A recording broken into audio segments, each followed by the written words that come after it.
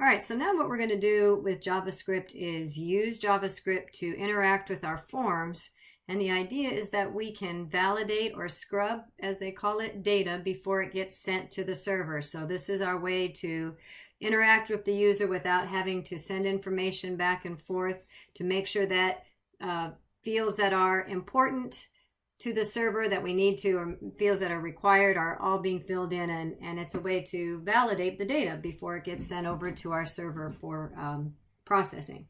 So let's kind of dive in and see how that all comes about. All right, before I jump into validating the data, I want to review some of this verbiage with you just to make sure that you're comfortable with it. We're talking about a lot here. We're talking about objects. And objects, if you have any experience with C# or Java, is something you've dealt with quite a bit in the past, or this might be new to you. So I want to review this idea that an object is a thing. And we use this word a lot now. We're going to be using it more and more. And the idea behind an object is that it's something that it's a thing, something that you can tangibly say, oh, well, that's a document, or that's a button, or I'm working with a text box. So you can think of an object as a thing, a paragraph, whatever, an input box. Every object has both a property and a method. And a property is a specific piece of data on that thing. For example, when we talk about an image has a source. It has a file name. A text box might have a name or an ID value. You know, the ID is called, I give it an ID of my box or whatever. But it's a single piece of data. It's a specific piece of data. We also call it state. But a property is to be simple, is a specific piece of data that object that object has. It has an ID. It has a name. It has an SRC. It has a source. Those kinds of things. Every object has a method, and a method is something that it can do. For example, we've been playing with document.write. This is a method, and we know it's a method as opposed to a property. Properties don't have parentheses following them. They just are a single piece of data. But a method has a parenthesis, and sometimes there'll be things within a parenthesis called arguments, and sometimes there won't be. But a method is something that it can do. For an example, the document is an object and it can write. So if we use document write, then it'll do something. It'll, in this case, write a paragraph to our browser page, our web page. If we use alert, then we'll see a pop-up box that says something funny. So the difference then, property is just a single piece of data, and a method is something that object can do. And now we're also dealing with events. So an event is something, it's a response to a user. So if a user clicked on a button, that button has an event click that the browser, that we can set up code to respond to that click. So when we're thinking about objects now, when we're thinking about our elements, we're going to think of them as an object, and we're going to realize that each of them has different properties, different methods, and different events that it can respond to. So let's keep those kinds of things in mind as we progress forward here. All right, so this is kind of a hierarchy of parent-children, if you will. The main poobah, the object in charge, we'll put it that way, is the window object. And the window object has quite a number of children, if you will, that are also objects. And we've been dealing with the document, haven't we? We've done lots of things with document. Location is an object of window. It belongs to the window object. So this window object is the parent. Location is just the URL of let me backpedal here, sorry. The window is our browser window. So the window that displays our web page. The document is all the HTML code that we write that goes inside the window. So the window has properties and methods, and then the document inherits those properties and methods, so it can do the same thing that the window can do, but then it has its own properties and methods, and we'll see this more as we go along. So window has a location, which is like the URL of where the browser got the document from, if you will. History is your history of pages that you've gone through. Navigator is a common one. That is the browser that you're using, whether it be a Chrome or Safari or Firefox. And then what we're going to be working with is document also has many objects that are children, and we're going to be dealing with the form object. And the form object has objects of children as well. Select boxes, text boxes, check boxes, radio boxes, buttons. These are things you probably dealt with in your 130 class. So we're going to look a little bit more at this hierarchy here, where we'll go from window to document to form, and then objects within that. So let's oh, right. So we've seen these things before. We've seen document.write. So that's document, and document has a method that can write. We talked about that. But why doesn't alert have anything in front of it? Well, it turns out that, as I said, window is the main object. That's the global object, if you will, or the great original. Window has an object document, and document has a method that it can do, and the document can write. So really, in reality, we have to, in order to get to this write method, we have to refer to the parent and then the parent. So we know where we find document is part of window. So window, we use these periods, .document, .write to kind of follow that chain. Write is a part of a method that a document can do. A window can't write, but a document can write.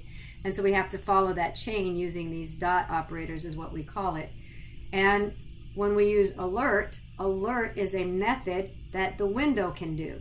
And so that's why it doesn't have document in front. Alert is a method of window. But what we tend to do as JavaScript programmers is we leave the word window off, because that's kind of the global, and it's sort of suggested if you leave it off that you're referring to window. So that's why we see document write, because it's understood that it's window.document write or window.alert. But if you're using any method of write, you have to refer to the document. So that's why you're seeing sometimes document left off. So let's talk about form. Before I get to that, I'm going to pull out W3 Schools. I want to just kind of bring that point home a little bit more. And I'm going to type in window. And I'm going to find window object. And W3 Schools defines the window object, and I would encourage you to look through this. But here is where you start to see window object properties. So that's a single value of something. And so here's some different, we just talked about history. You can get the inner height of the current window. You can get the width of the window. Here you'll start to see, here we see document. Remember, we just saw document was an object. It was a child object. So we can see that that's returning the document object for the window. So that's how we get a handle on with that dot operator. So there's navigator, we just talked about that, location, and so forth.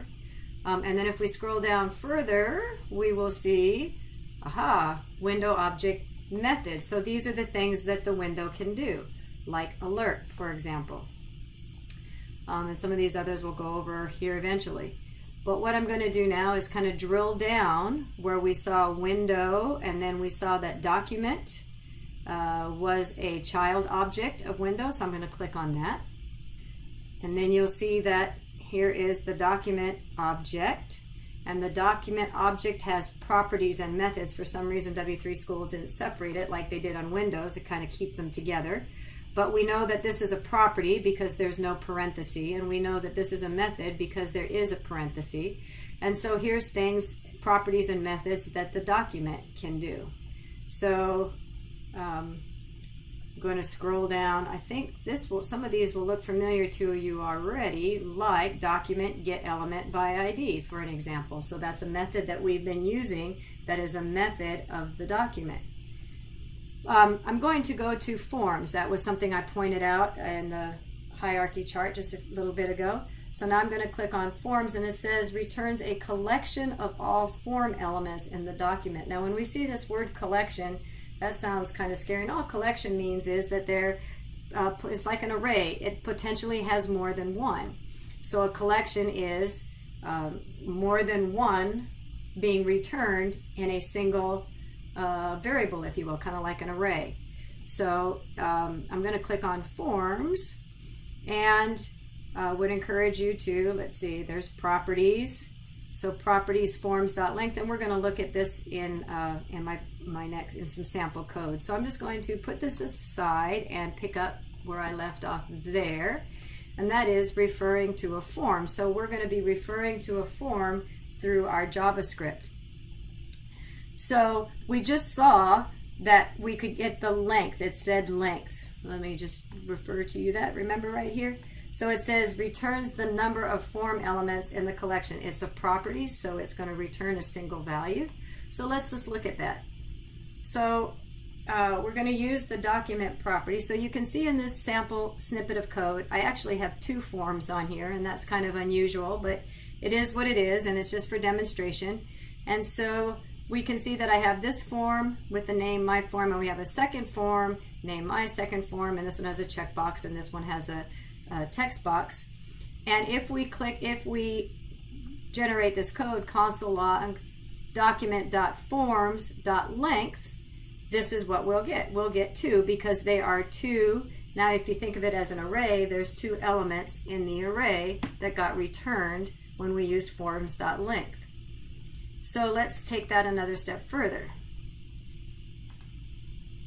All right, so there's different ways in JavaScript. There's more than one way to acknowledge or to address or access a form. And so one way that you can do it is, again, if you're thinking of the fact that these forms can be or are arrays, then we can get at, remember, arrays have element 0 and element 1. So if we think of that dot notation I talked about earlier, where you keep kind of going down that hierarchy tree, we start with document, we go to forms, which is a collection of all the forms, and if we go to element number 0, index number 0, that's this first form. So now going down that hierarchy chain, we've now got a hold of this form, and then we're just accessing one of the properties of that form, which is name. So in this console log document forms of 0.name, it'll print out my form, which is this first line here. Another way, and these are just different ways to get at that form. If you need to get a hold of that form through JavaScript, another way to do it is, again, document and use the name.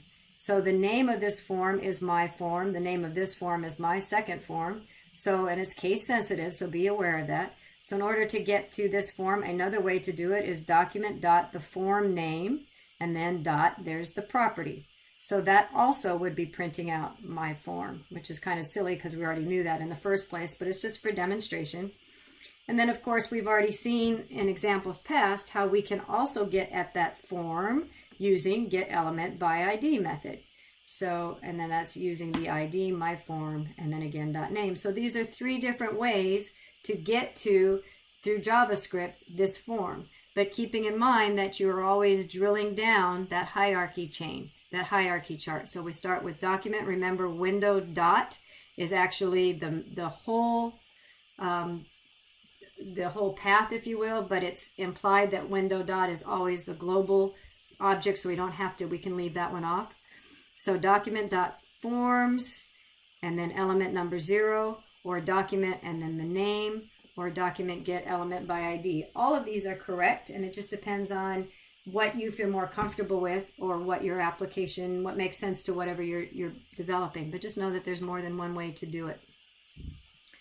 All right, so then there's this elements collection. And what elements allows us to do then is, we just saw an example of how we get a value returned on multiple forms. But let's say we're in this form and we want to get all of these elements. We want to loop through all of these elements and see what they all are, for example. In other words, here's a form. I have an input box with the name of first name, and then the last name, name of last name, and all the output of this looks like this. So if you were to run this code in your browser, it would look similar to this. So then we have this the button has an on-click event that says, let's run the function output form, which looks like this. And again, there's different ways to do it, but I chose in this example I'm going to get the length of how many elements are in my form. So I chose this way of using it, document dot the form's name, my form, dot length. That's going to return how many elements are in the array, or in the form. So there's how many elements? 1, 2, 3 elements. Okay, the text doesn't count. It's just the fields that counts for elements. And so if we then do a for loop for I equals 0, I less than length, which we just got. Oh, and here's our form. The form is equal to document.myForm. So now I have a variable that's holding on to this object. So this variable is holding on to this form object and therefore has access to all of the properties and methods of that object. So if I console log the form dot elements of I, so looping through each of those elements as an array and printing out the name property or the value property, this is the output that I would get. So the name of the first element is first name, and then it concatenate an equal sign. The first element is element of 0. Remember, we're looping through a for loop, so first element is element of 0. So the form, which is referring to this, first element, which is referring to this, and then the value is whatever, like in this case, I guess I typed in Mickey, so that's what I would have typed in. So this is the user input. Notice on the last element that there isn't a name. So there was no name associated with this input. So because of that, name was left off, and equals, and then there's the value. So here's an example of, or ways that you can loop through all of the elements. And again, you're just having to think of things as an array and thinking of things as objects now. So the idea here is the form is a variable that holds an object, the object being this whole form. And now that you have a hold of all of those objects, or all of those elements, you can loop through each of those and get out the individual properties. All right, so that's what we just talked about. We can get at a form's object elements by 3 ways. Let's see. So let's look at different ways that we can get at individual instead of wanting to loop through each of these objects, these elements, which are also objects. It's kind of confusing, isn't it? All right, so let's just keep looking at examples. So here we have a form, or 2 forms, again. Console log, okay, remember that's a method. That's a method of the window. That's why there's window dot. So something that it can do is this particular log this to the console, all right. Document, so here's a different way, one of the ways to do it. Document dot forms of 0, so the first form that is in that array. Dot elements, dot length. So how many are there? Well, it returns 2. Okay, so there are 2 elements in this particular form. All right, so now what we can do, if we need to get at, here, right now we're getting at this first name. So we want to get this particular input box. So I want to get at this particular object. So again, we follow the document, the hierarchy. We start off with document. This time we're using just a different format, and that is the name. So to get at this form, I need to document, reference this form, which is called my form, dot, and then reference the name of the element inside that form that I want to get. Kind of think of it as nested children inside of parents kind of thing. So now I've got document, my form, first name, and now I can get the value. And what's the value? It's Stitch. So that's what's being output in our console. Let's look at one more example. Can I do it with a get element by ID? It's a little bit more direct. I don't have to go through that whole hierarchy, but I still have to reference document, because get element by ID, as we saw in that W3 schools example, is a method of document. So I need to reference documents, ability to use this method, or it owns this method, get element by ID. Get element by ID star. So I find an element but the ID star. There we go. So I'm getting at this element directly, dot value. So it's outputting the same thing. I'm just showing you 2 different ways that you can get to this input or specific input. All right. So the button object is this is the syntax. Input type equals button. There's a value. This is the text that appears on the button. The button has an event, an on-click event, okay? And then this is the data that you would run, the JavaScript that you would like to execute when the user clicks on the click button. But just like all other things that we've talked about, the button is an object. It has properties, methods, and event handlers. Some of the properties that we haven't seen form yet, but we're going to see that very shortly. Property is name and value. We've seen those. So it doesn't have a name in this example, but I'm pretty sure you know what that is by now. This one has a value of text on button, which isn't very meaningful, but it's for demonstration. So I want to demonstrate that form property that I just overlooked in the prior slide. So let's look at this snippet of code. This is very handy, and there's lots of ways to do this, but this is just an example. So again, here is a way that we can, let me just show you in the code rather than just blah, blah, blah. Okay, so we have this form, and it's got 3 inputs, 2 text boxes, and a button. Input type equals button. We just looked at all of that. Here is one of the properties, and here is a click event. When we click on click event, it says we're going to run this method called checktext, which is up here. Okay, I'm good with that. And then there's this thing in here called this.form. So this refers to, and I think we did this in another video, this refers to this element that created that event. So this refers to this input box, this button. Okay, if we had done a this from here, it would refer to this text box. So this says, who am I that ran this, that's running this function? Well, I'm a button, I'm this button. But this button has .form as a property .form associated with it, and what that is sending to our function is this entire form object, which means that by sending this whole object, our function will be able to receive all of those elements within it from this variable. What? Let's look at that. So checktext is sending this button's form, which is this whole form, to the function. So that means that in this function, we have access to, we're using this variable. This variable is referring to this form. So form.text1, which refers to this name, .value, which currently doesn't have a value because we're not looking at the browser, but it would be whatever was in that text box. And then again, form.text2.value. And then that would console log those values out. So remember where we were looking at, we had to do that hierarchy where we would do document.form with some type of form name, and then we drill down to the input box that we were, to the field that we were trying to get a hold of. By sending this whole form, we've kind of short-stepped that.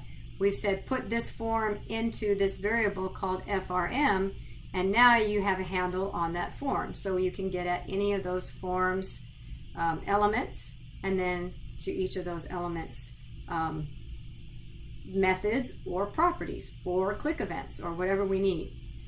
So we've been doing it with get element by ID. These are other ways to get at it, and these will make things very handy for form validation. So let's look at some of that. All right, so methods of a button. Remember, we just talked about all of our objects have properties. We just saw that the button has a property of form. It has a property of name. It also has a property of ID. Button also has methods, and one of its methods is click, and we've been working with click.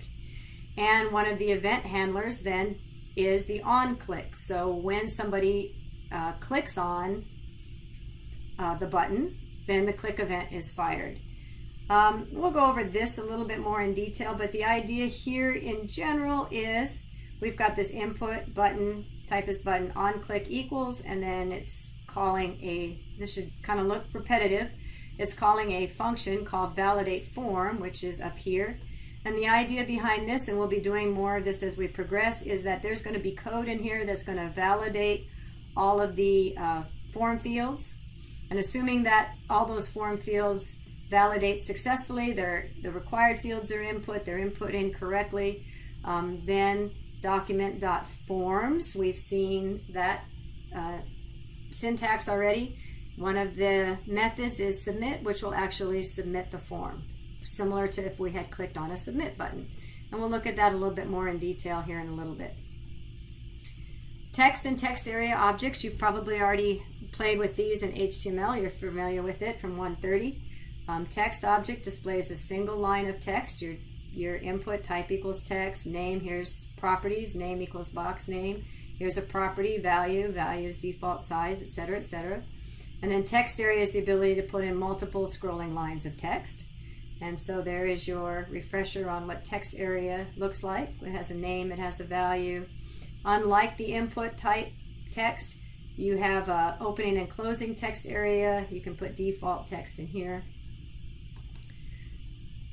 So let's look at some of the properties and methods for the text and text area. Well, they have a name and value. We're comfortable with that.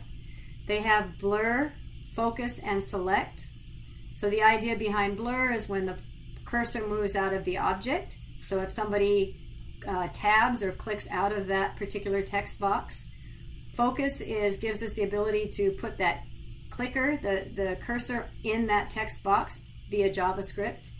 And select gives us the ability to highlight the text in that text box. And then the event handlers on blur, so when the user clicks out of that text box, here's code to fire. On change, where the text inside the text box is changing, somebody's typing in new letters or new values. Every time someone types in that box, the on change event will fire. So if they type in 3 letters, on change will fire 3 times. And then on select, oops, if the user selects that code. So I think I had a cat in here while I was making these videos because this looks a little extra. Okay, so I don't know what CXVC is, but that's, if you have a cat, they could probably decipher that for you. Okay, so I would encourage you at this point to pull out the codes I've given you. Start on lab 1 and try to work through each of these comments to work through how to, just to work on this.form, to work on how to get valid, just learned to talk yesterday. Work through these comments and apply them as you go, and that'll give you a little bit of practice on working with, here we have an on click. Remember that check text is, we're sending this entire form into the function that I set up for you. So now form is a variable that refers to this form, and so you have access to all of the text, well, all the one text box in there. There is a sample file that is a solution file that is posted along with this, so I would encourage you to try it and then look at the sample code and see how you did.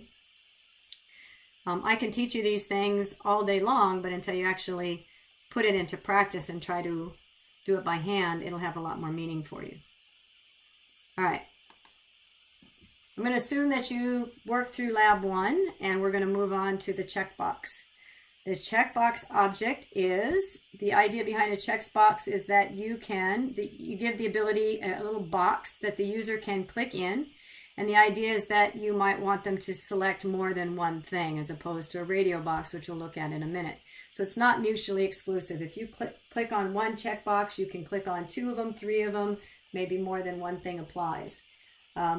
So property of a checkbox is this checked, which is a Boolean value, which indicates whether that box was checked or not. Click you should be familiar with, and then on click you should be familiar with as well. So if you look at this code down here, here is a way to check if that checkbox was checked. So again, just going through that whole hierarchy, document.forms of 0, in this case we use that way to access that form. The name of the box, the checkbox, is checkbox name, whatever that name is.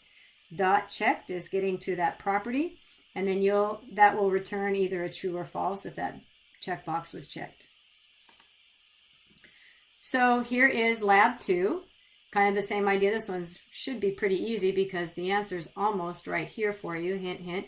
So you're just creating a Boolean, you're creating a variable called Boolean checked, and you're checking to see if document.formName.checked is checked. And then this is just going to put up alert box whether the checkbox is checked or not. Remember this ternary statement? I just did this as a reminder. You can do this as an if statement. If Boolean checked is true, then alert checkbox is selected. Else alert checkbox is not selected. But this is just kind of a quick and easy way to do a very simple if statement. So if this is true, question mark, here what follows the question mark is what you do if that condition is true. What's following the semicolon is what to do if that condition evaluates to false. So take a few minutes and work on lab 2. It shouldn't take you too long so that you can kind of get your handle on, again, practice on utilizing. Clicking on this button is sending its form that it's contained in, which is this form here. And so you should be able to get at document.formName, which I'm guessing is my form. I think it's actually missing my checkbox, isn't it? So my checkbox.checked. So, oops, I gave you the answers. All right, go ahead and get lab 2 done and move on. All right, so the radio object. The radio object is small little round buttons that can be selected on or off. And the idea behind the radio buttons, unlike the checkbox, is that it's mutually exclusive. So you shouldn't be able to click on, here's an example of an output. You shouldn't be able to click on I like apples and I like pears. By clicking on one, the other one is going to turn off. So you get one or the other. So the idea behind radio boxes is that they are mutually exclusive. You get one and one only, as opposed to checkboxes, you get more than one. So let's take a look at this code real quick. This is an input type radio, so I have 2 radio buttons here. Value, apples and pears. Name, now notice the name on these two. The names are the same. And I did that intentionally because now what's going to be returned, or what we're going to have access to, is an array of radio objects. And the idea behind this is input type on click equals check text. Now notice this particular time, I'm just doing it in a different way. I didn't send this dot form, so I need to get at that form in a little different way. So it's just a different way to do some of the things, the examples I'm trying to demonstrate in this video. So let's look at this function. So this variable is radio selection equals. Since I didn't send myself the form, I have to go get the form, go get that object and put it into radio selection. And I did it here by doing document.radioForm, which is the name of this form. And then dot, I need to get down to the radio buttons that I'm concerned about. Remember, they're all named radio rad options. So radio selection is actually getting an array of these 2 items. So radio selection, therefore, is something that I can loop through. I can get the length. So by, I should have put the length, but len should therefore be 2 because there's 2 elements in this particular array. And then I'm looping through that array. First time I printed out console log radio selection. Remember, that's looping through this array. Radio selection of I.value. So the first time it prints out, it's going to print the value, prints the value. And then the second item it's going to print is whether or not that radio button was checked. Again, that's a property. In this case, true was checked because true was checked here. And then the second time it loops through, it's going to print out radio selection of 1, which is the second radio button. Radio selection 1.value is pears. Pears got printed. And whether or not it's checked, it's not checked. So it's going to console log a false. So that's how you work with radio buttons in JavaScript. So here is lab 3 for you. Again, work through the comments that I've given you to try and give you clues on how to do exactly what we just did in the prior slide.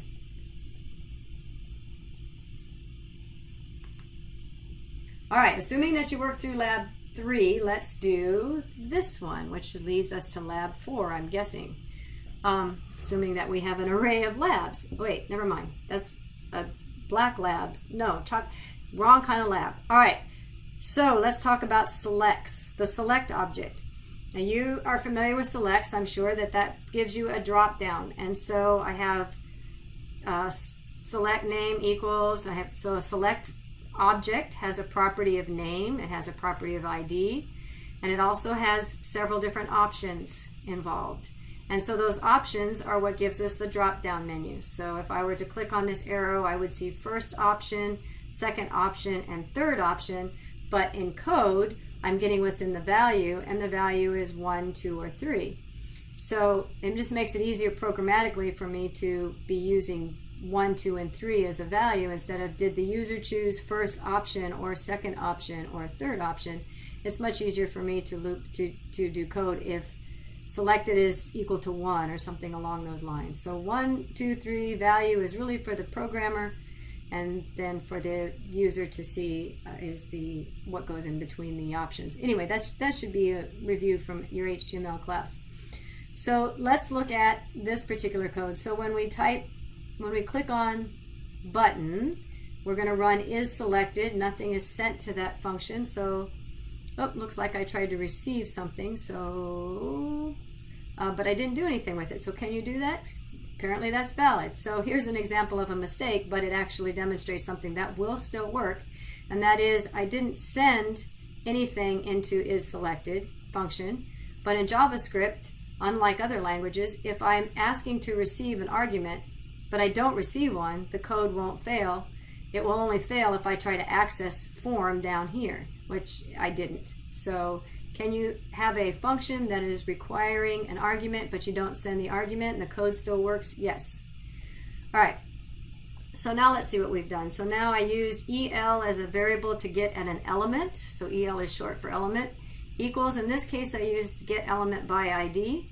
So document get element by ID my select. Remember, there's different ways to do the same thing. So I'm just giving you examples of different ways to get at the elements within the document. So here I'm going to it directly with get element by ID. So let's see what I'm looking at my select. So I'm getting a handle on this whole select object. This whole entire object select is going into EL. So EL, remember now, is not actually holding a single value, it's holding an object. And then that object's length, what is that returning? Well, that's returning how many options are in this element.